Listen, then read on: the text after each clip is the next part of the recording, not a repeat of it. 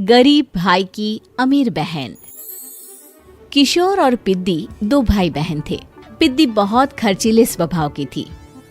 वो जितना कमाती अपने ऐशो आराम में पैसे उड़ा दिया करती। लेकिन किशोर समझदार था, घर को साथ लेकर चलना जानता था।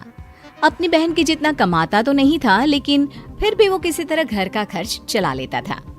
एक दिन पिद्दी किशोर से कहती है, किशोर, तुम थोड़ा ज्यादा क्यों नहीं कमाते? मेरे दोस्त रोज मेरा मजाक उड़ाते हैं। अरे बहन, मैं कोशिश तो कर रहा हूँ। अच्छा सुनो, अगले महीने रक्षाबंधन है, मुझे सोने का हार चाहिए, इससे कम कुछ भी ना लूंगी। अरे दिला दूंगा बहन। किशोर को पूरी रात नींद नहीं आती। उसके दिमाग में बस ये चल रहा था कि उसकी माली हालत इतनी बिगड़ चुकी है, अब वो सोने का हार कहाँ से लाएगा। अगले दिन किशोर सुबह सुबह घर से ये बोलकर निकल गया कि पिद्दी, मैं गांव से बाहर जा रहा हूँ, कुछ दिन घर नहीं आऊंगा।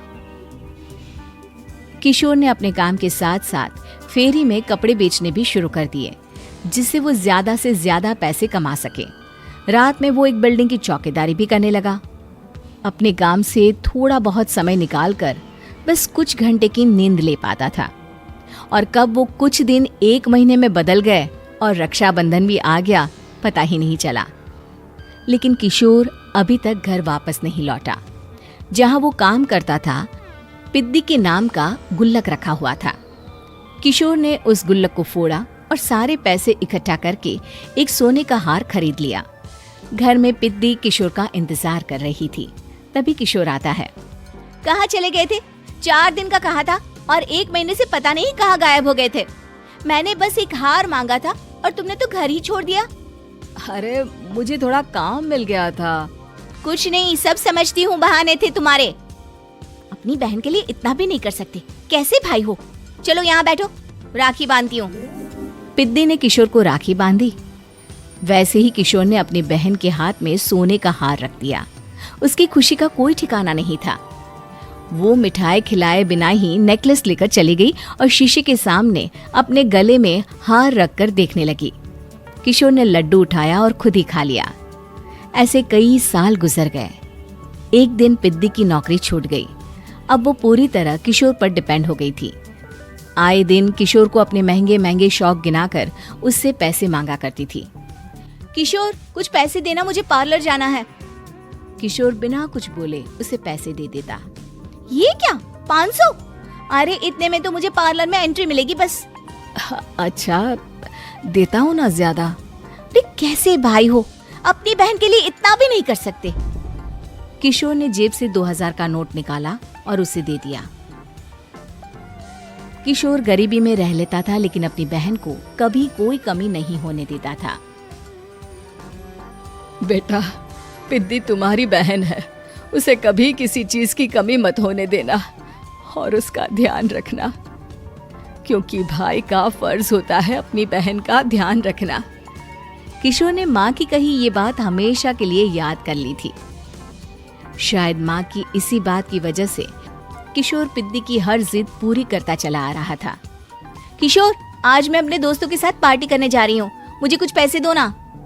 किशोर पिद्दी को समझाता है, लेकिन पिद्दी नाराज होकर चली गई और अपने कमरे में सुबक सुबक कर रोने लगी। किशोर अपनी जेब से कुछ पैसे निकालता है और पिद्दी को दे देता है। किशोर खुद कभी अच्छे कपड़े नहीं पहनता, लेकिन पिद्दी को राजकुमारी की तरह रखता। पिद्दी के जाने के बाद किशोर अपने काम पर निकल गया। एक तरफ पिद्दी अपने दोस्तों के साथ मस्ती कर रही थी, तो वहीं दूसरी तरफ किशोर पैसे कमाने के लिए कड़ी मेहनत कर रहा था। कुछ और दिन ऐसे ही बीत गए। एक दिन पिद्दी एक लड़के को लेकर घर आई और उसे किशोर से मिलवाया। किशोर, मुझे इस लड़के से शादी करनी है, लेकिन इनके मम्मी पापा बोल रहे हैं कि उनको दहेज में एक कार चाहिए, तभी वो मेरा और पंकज का रिश्ता कबूल करेंगे।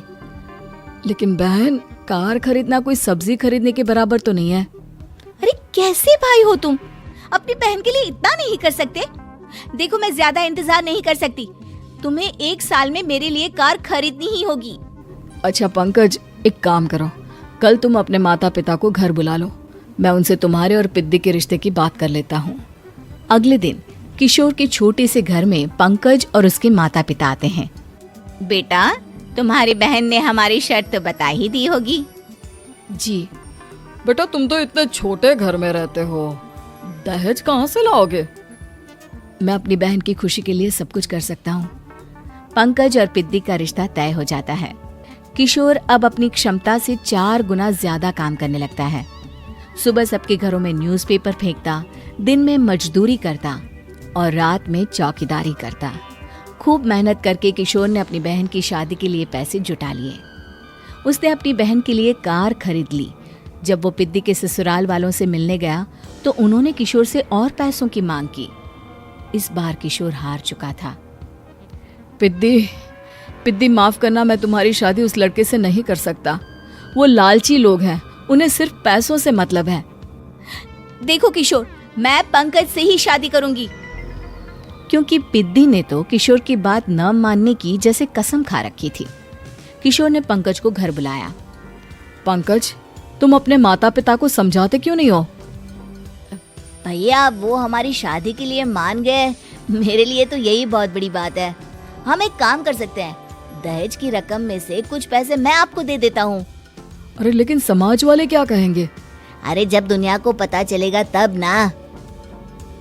अच्छा, कुछ पैसे मैं अपने मालिक से कर्ज में ले लेता हूँ। कुछ पैसे पंकज देता है, कुछ वो कर्जा लेता है और अपनी उम्र भर की कमाई वो अपनी बहन की शादी में लगा देता है। आखिर में पंकज और पिद्दी की शादी हो जाती है। पिद्दी की विदाई के बाद किशोर बिल्कुल अकेला पड़ जाता है। अब उसका कमाने में भी मन नहीं लगता। उधारी वाले रोज घर में आकर बैठ जाते हैं। अरे किशोर, अब तो पिद्दी की शादी को 5 साल हो गए, अब तो हमारा पैसा लौटा दो। चाचा, पिद्दी के जाने के बाद किसी भी काम में मन नहीं लगता। अरे तो हमारा पैसा कैसे वापस मिलेगा? जी, कुछ करता हूँ मैं। किशोर के ऊपर बहुत सा कर्जा चढ़ गया था, इसलिए उसने तय किया कि वो ये घर बेचकर सबके पैसे लौटा देगा। अगली सुबह शहर के किसी साहूकार को उसने अपना घर बेच दिया और सबके पैसे लौटा के वो गांव छोड़कर चला गया। पिद्दी ने शादी के बाद कभी अपने भाई का हाल तक नहीं पूछा। किशोर को फर्क नहीं पड़ता था, बस ससुराल में उसकी बहन खुश है ये जानकर उसे खुद की खुशी मिलती थी और ये सोचकर कि उसने माँ से किया हुआ वादा पूरा कर दिया।